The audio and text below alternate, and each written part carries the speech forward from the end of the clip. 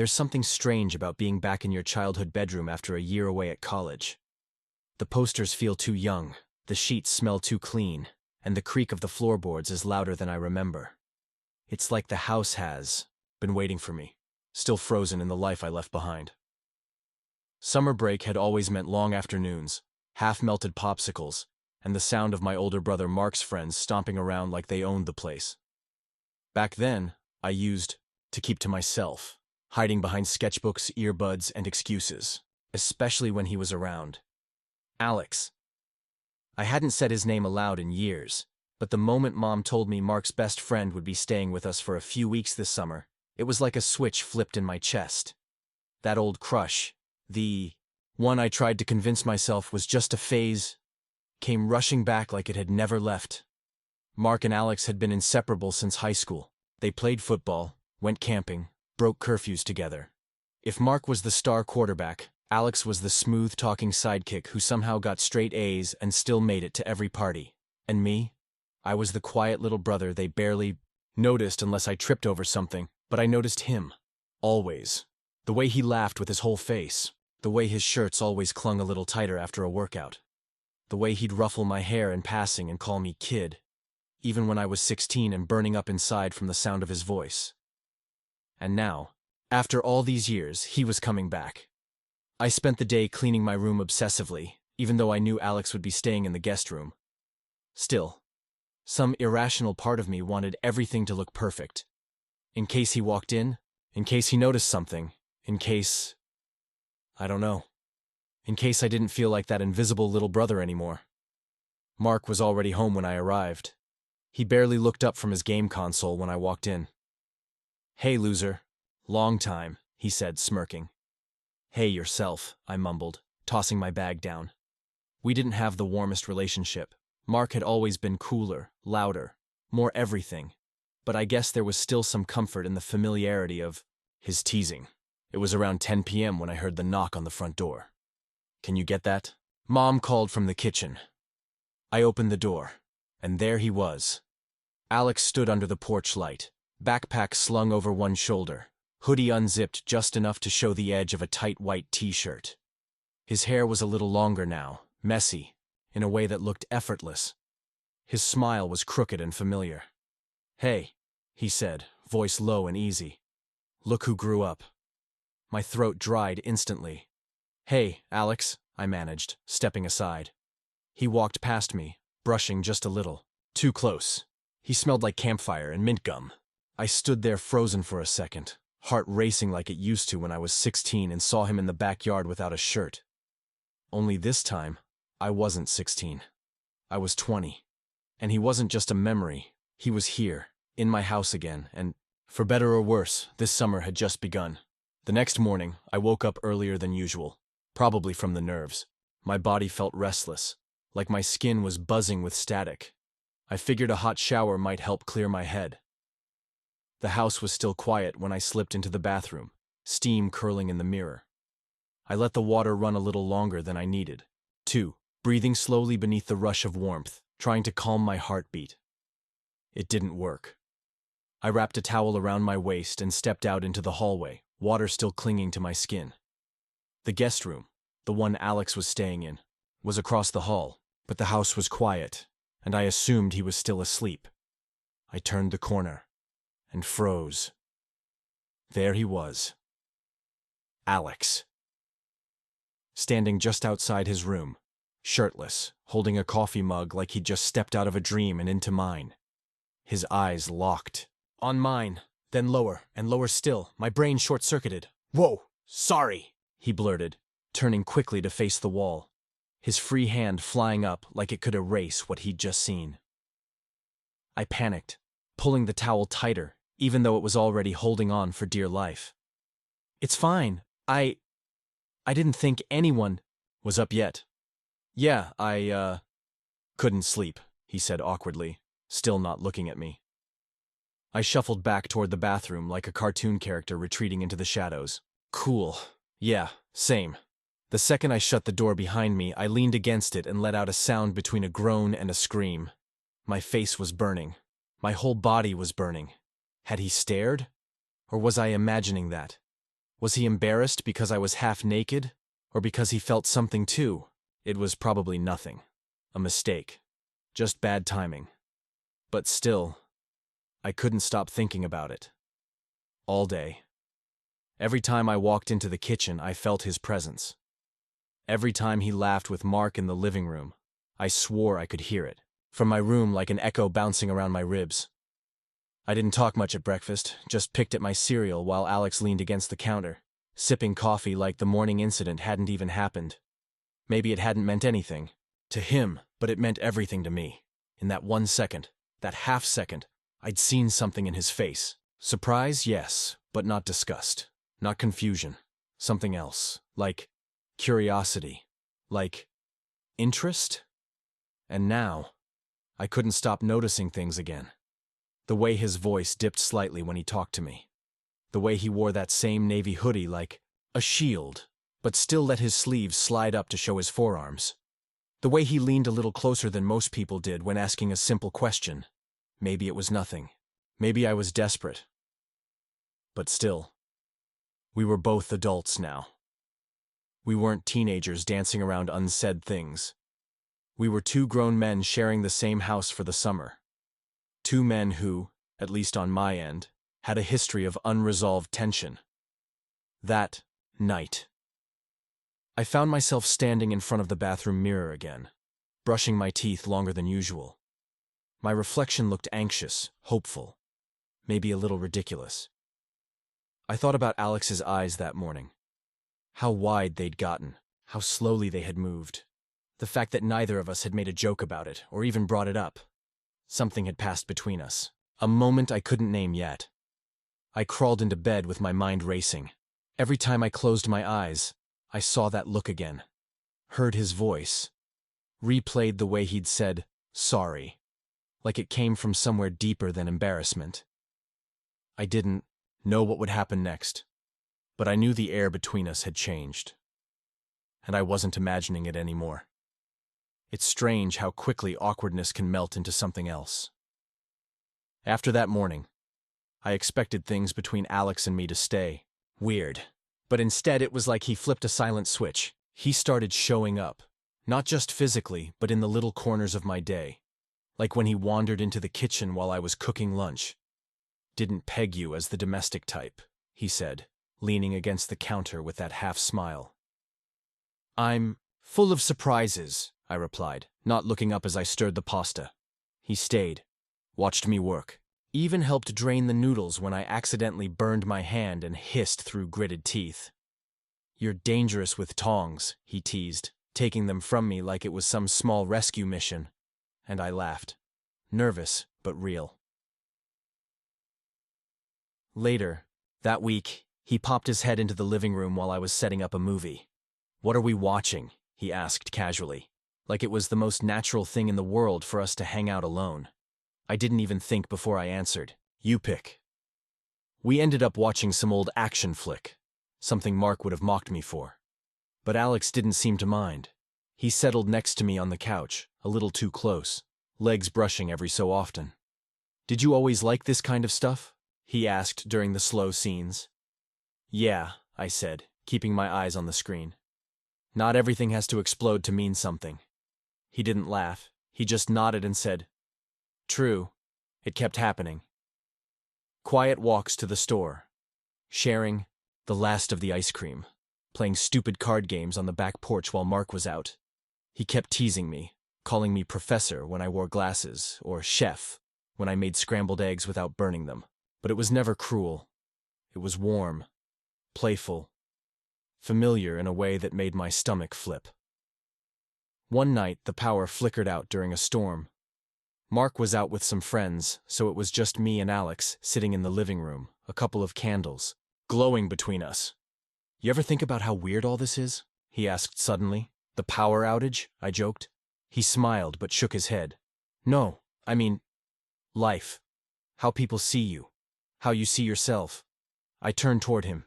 His expression was hard to read, somewhere between curious and tired. I think about it all the time, I admitted. He nodded slowly. I don't think people really know me. Not even Mark. That surprised me. You've been friends for years. Yeah, he said, voice quieter now. But that doesn't mean I tell him everything. The air between us felt different then. Still, but charged. Like what? I asked. He didn't answer right away. His fingers tapped the armrest softly, like he was choosing his next words carefully. Like parts of me I haven't figured out how to say out loud yet, he said finally. To most people, at least. My heart thudded, but I didn't press him, just nodded, letting him know I understood. He looked at me then, eyes searching. But I feel like you might get it. I didn't know what to say, so I just said, yeah, I do. And then came the popcorn moment. It was the next night. We were watching another movie, something quieter, slower. We reached for the bowl at the same time, and our hands touched. Just barely. But neither of us pulled away. I felt his fingers brush mine, soft and deliberate. Not accidental. The movie kept playing, but I didn't hear a second of it after that. Sleep wouldn't come that night. I tossed and turned, tangled in sheets that suddenly felt too warm. The house was quiet except for the low hum of crickets outside and the occasional creak of wood settling. Every time I closed my eyes, all I could think about was the way Alex's fingers had lingered against mine. That one, tiny moment had taken up permanent space in my mind. It wasn't just an accident. I was sure of it now. The way he looked at me lately, the way he listened, really listened. It was different, softer, closer, and still, nothing had been said. I needed air. I got up quietly, slipped on a hoodie, and padded down the stairs. The front porch was cool and still, wrapped in silver moonlight. I froze when I saw him there. Alex, sitting alone on the steps, barefoot, arms resting on his knees. He looked like he belonged to the night, like he'd been carved out of the quiet. I stepped outside, and he glanced back. Couldn't sleep? He asked, his voice barely above a whisper. I shook my head. You? He let out a breath, not quite a laugh. Same. I sat beside him, keeping a respectful distance but feeling the gravity between us like a live wire. We stared out at the yard, the trees beyond it swaying gently in the breeze. Neither of us spoke for a while. It wasn't awkward, just heavy with things we weren't sure how to say. Finally, he broke the silence. Do you ever get tired of pretending? He asked. I turned my head slightly. Pretending what? He didn't answer right away. Just rubbed his hands together, watching the movement like he was stalling. Pretending to be the version of yourself that people expect, he said. The safe version. The simple one. Especially when you're not. My breath caught.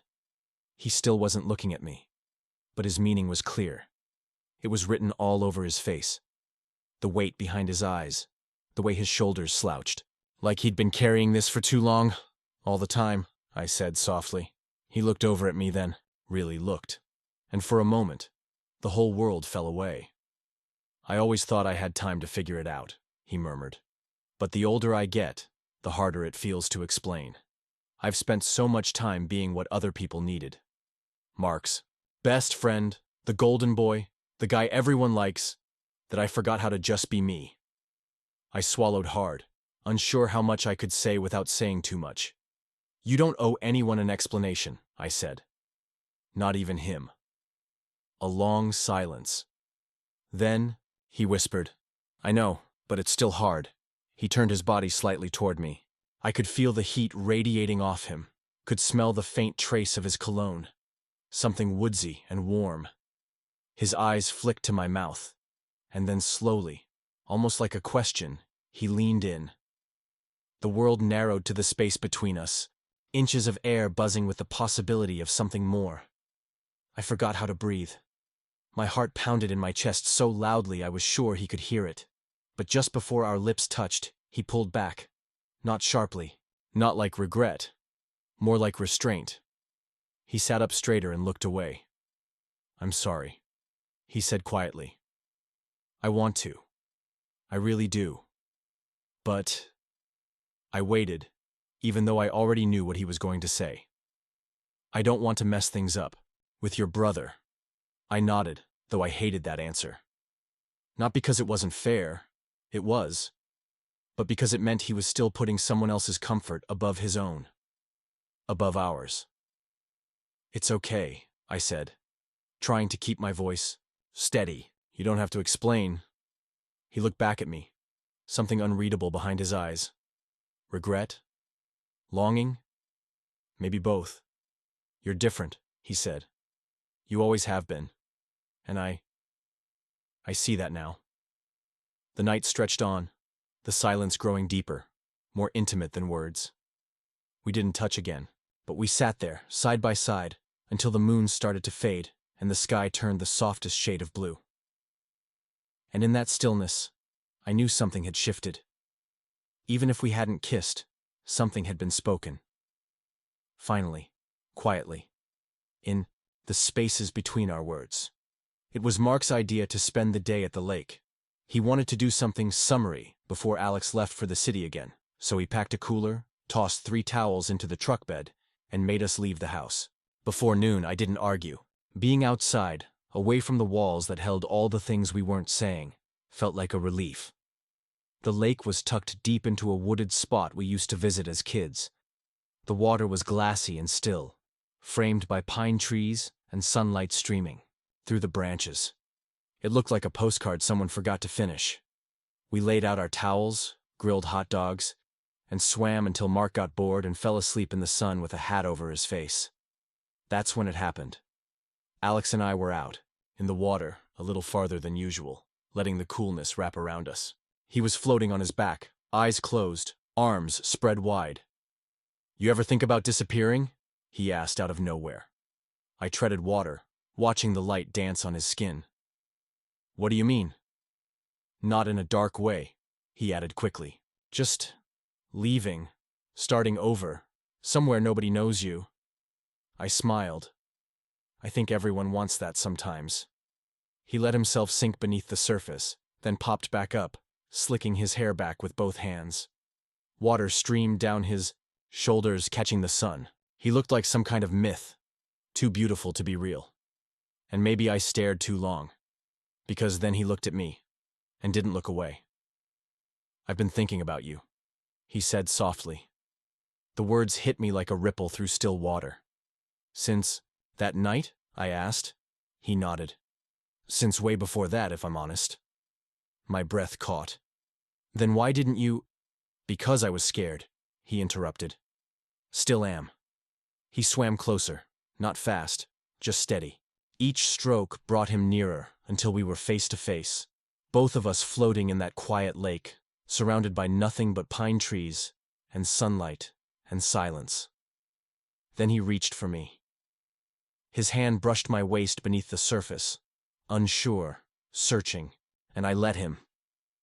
His other hand found mine underwater. Our fingers laced. "I don't want to keep pretending," he whispered. And then he pulled me close. I felt the water shift around us, warm where our bodies met, cold at the edges where we hadn't yet touched. His chest pressed gently against mine. I could hear nothing but my heartbeat and the faint splash of water around us. He looked into my eyes, searching, asking without asking, and I nodded. The kiss was slow, careful, like he was afraid I might vanish if he moved too fast. But I didn't vanish. I kissed him back.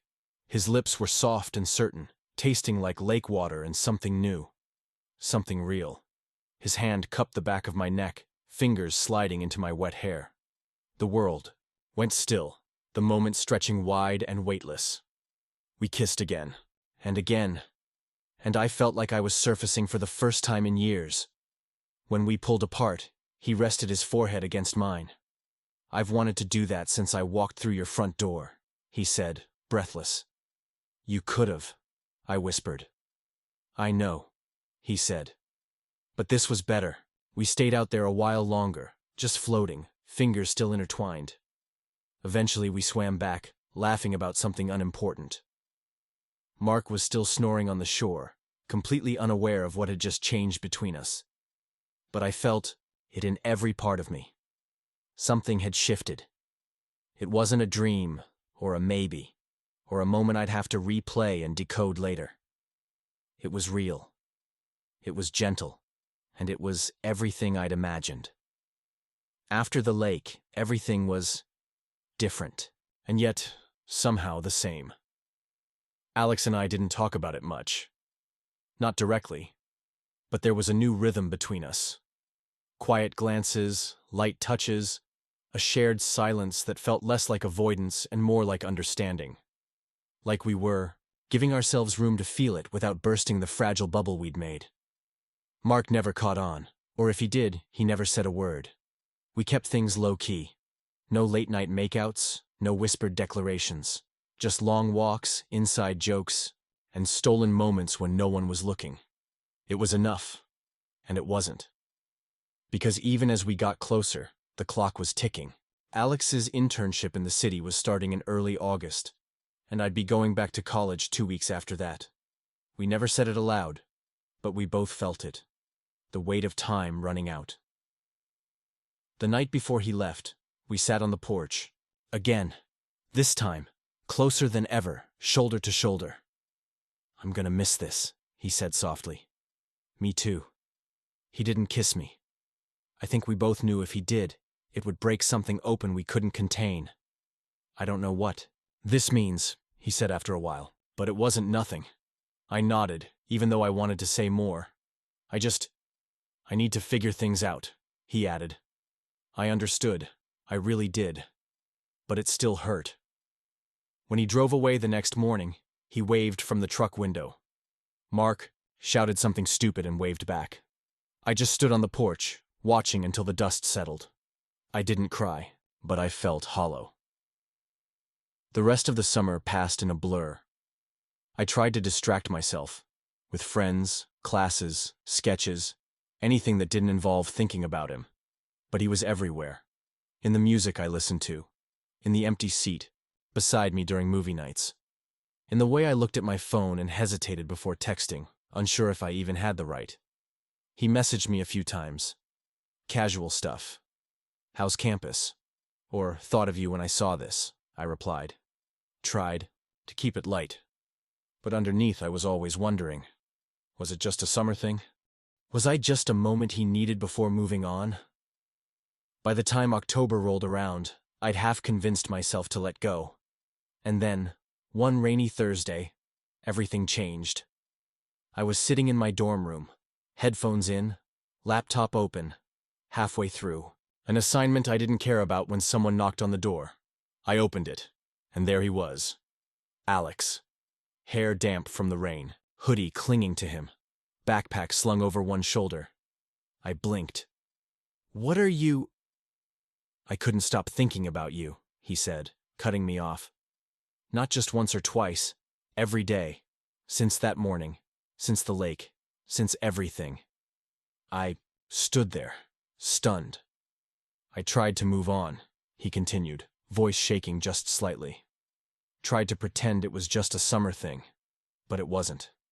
You know it wasn't." I swallowed hard. "So why now?" "Because I finally stopped being scared," he said. "And because I want more than just a summer." There was silence between us, thick and electric. Then I stepped aside, and he walked in.